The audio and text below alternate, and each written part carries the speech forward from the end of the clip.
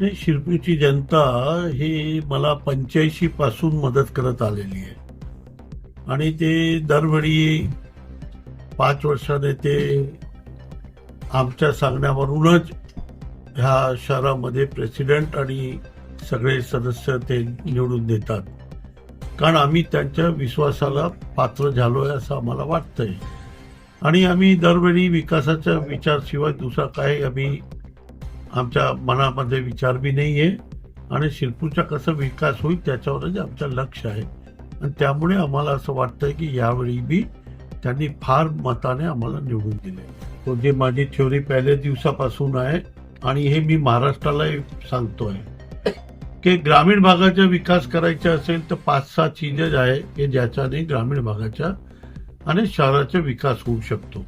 पहिला पाणी असायला पाहिजे, दुसरा एज्युकेशन चांगलं असायला पाहिजे आणि जे 12वी शिकलेले या 12वीच्या खाली जे लोक आहेत त्यांना नोकऱ्या मिळायला पाहिजे. चौथा, त्या गावाचा जिथे सिटीचं मेन गाव आहे त्याचा विकास व्हायला पाहिजे. त्या हिशोबाने शिरपूरला 5 घर असेल तरी आपला कॉन्क्रीटचा रोड आहे, अंडरग्राऊंड गटर आहे, पिण्याचं पाणी आहे आणि लाईट, हे 4 सुविधा आपण उपलब्ध करून दिलेली आहे आणि त्यामुळे शहरचा बी चांगला विकास झालेला आहे. आणि 5वी गोष्ट जी आपण आता करायला चाललो आहे ते हॉस्पिटल, जे मुंबई पुण्याचं हॉस्पिटल हे शिरपूरला व्हायला पाहिजे.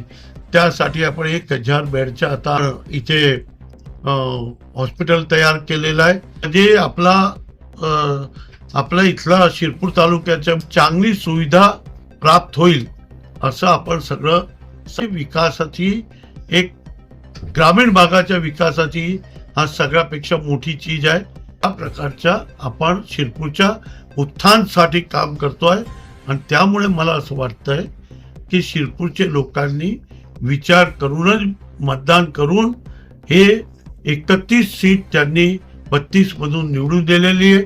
नगराध्यक्षला बी त्यांनी 17,000 मताने निवडून दिलं. मी त्यांच्या मनापासून हृदयापासून आभारी आहे.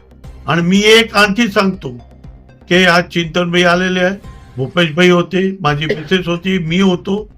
हे शिरपूरचा विकास पुढे कसा नेता येईल त्याच्या सर्व प्रकारे आम्ही प्रयत्न करणार आहोत आणि शिरपूरला महाराष्ट्रातला सुंदर तालुका, सुंदर शिरपूर सिटी बनवण्याची आमची इच्छा आहे, ते आम्ही करू.